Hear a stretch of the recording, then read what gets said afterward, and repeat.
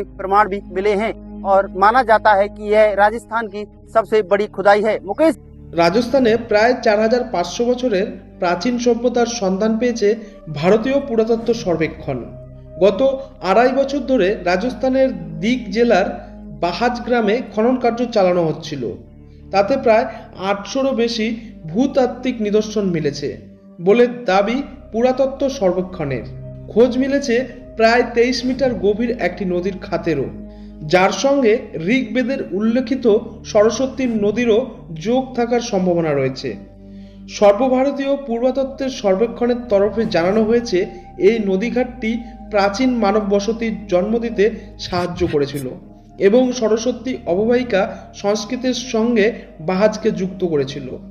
ASI এর খনন প্রধান পবন সরস্বত জানিয়েছেন, এই জলপ্রবাহের প্রমাণ সরস্বতী উপত্যকা, ব্রজ ও মথুরা অঞ্চলের মধ্যে সংযোগ রক্ষাকারী ছিল বলে এটি প্রমাণ করে। জানা গেছে খননের সময় উদ্ধার হয়েছে 800রও বেশি প্রত্নসম্পদ। তার মধ্যে রয়েছে প্রাচীন মৃৎপত্র, ব্রাহ্মীলিপির আদিম শিলমোহর, তাম্রমুদ্রা, যজ্ঞকুণ্ড, মৌর্য যুগের মূর্তি, শিব ও পার্বতীর মাটির মূর্তি, পশুর হাড় দিয়ে তৈরি সূচ, চিরুনি ও ছাঁচ। এই আবিষ্কার ভারতীয় উপমহাদেশে হাড়ের সরঞ্জাম ব্যবহারের অন্যতম প্রাচীন প্রমাণ। খনন কাজের সময় 5টি ভিন্ন সময়ের প্রমাণ পাওয়া গেছে, যার মধ্যে রয়েছে হরপ্পার আগের যুগ, মহাভারত যুগ, মৌর্য যুগ, কুষাণ যুগ এবং গুপ্ত যুগ।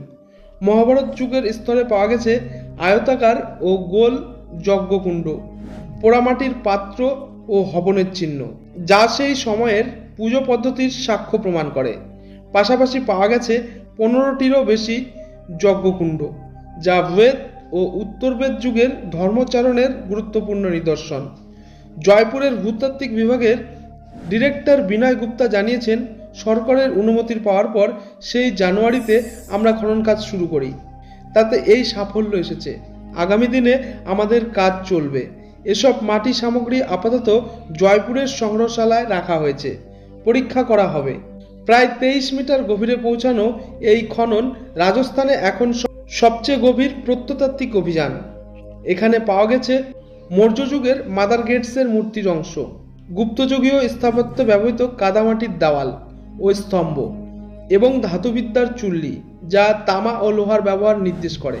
এমনকি একটি মানব কঙ্কালও পাওয়া গেছে, যা বৈজ্ঞানিক বিশ্লেষণের জন্য পাঠানো হয়েছে ইসরায়েলে।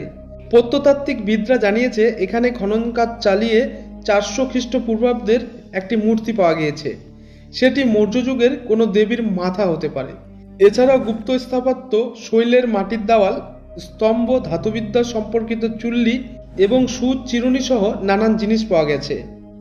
এই আবিষ্কার শুধু রাজস্থান নয়, উত্তর ভারতের প্রাচীন ধর্ম, সংস্কৃতি ও ইতিহাসের এক নতুন দিগন্ত খুলে দিয়েছে। সরস্বতী নদীর সম্ভাব্য অস্তিত্ব যেমন গবেষণার দিশা বদলাতে পারে, তেমনি মহাভারত থেকে মৌর্য, কুষাণ ও গুপ্ত যুগ পর্যন্ত ধারাবাহিকতা তুলে ধরেছে বাহাজ গ্রাম।